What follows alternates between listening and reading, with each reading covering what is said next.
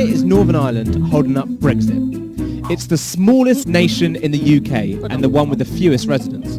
But Northern Ireland has become one of the biggest parts of the Brexit negotiations. In fact, its border could end up deciding the future of the whole of Europe. So why is the Irish border question so important? After Brexit, the border between England, Scotland and Wales will stay exactly the same. Hello. Because, well, we're all on one island which doesn't border any EU countries. And because Northern Ireland is part of the UK, it will leave the European Union too. But unlike England, Scotland and Wales, it shares a border with an EU country, the Republic of Ireland. Hello. So this 300-mile stretch will be the brand new external border of the European Union.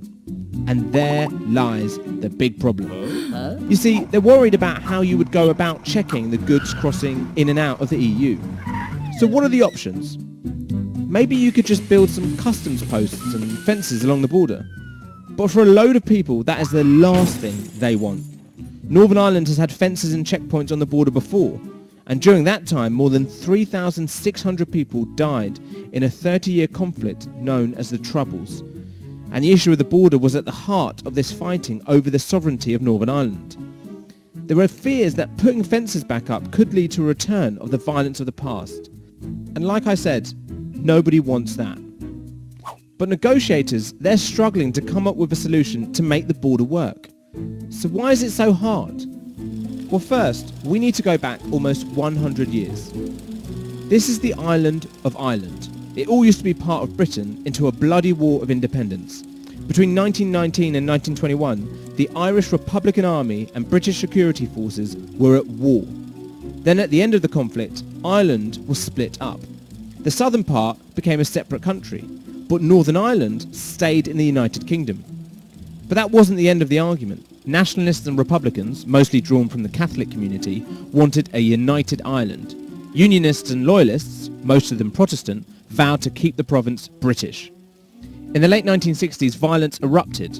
Republican and Loyalist paramilitaries fought each other, and British soldiers stationed in Northern Ireland clashed with Republicans. Finally, in 1998, there was a breakthrough peace deal, the Good Friday Agreement, and a drastic reduction in violence.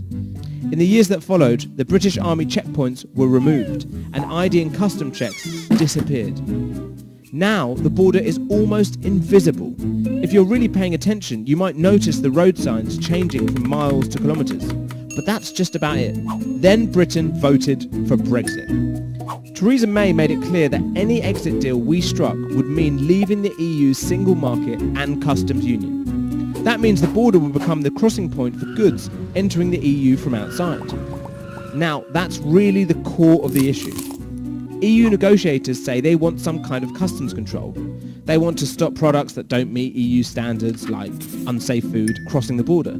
Police in Northern Ireland say a hard border would become a target for dissident Republicans, hardline Irish nationalists who have vowed to carry on attacking symbols of British rule. The EU and the British and Irish government all agree that they don't want a hard border to return. But they can't agree on what to do about customs checks. There has been talk of some kind of high-tech solution that would mean lorries could cross the border without being stopped and checked, or checks could be done away from the border. This is actually what happens already to control cross-border trade in some goods, including fuel, alcohol and tobacco. But there's a danger that a proper deal can't be worked out in time. The EU has always said it wants a backstop, an agreement about what would happen if no detailed plan for Brexit is in place.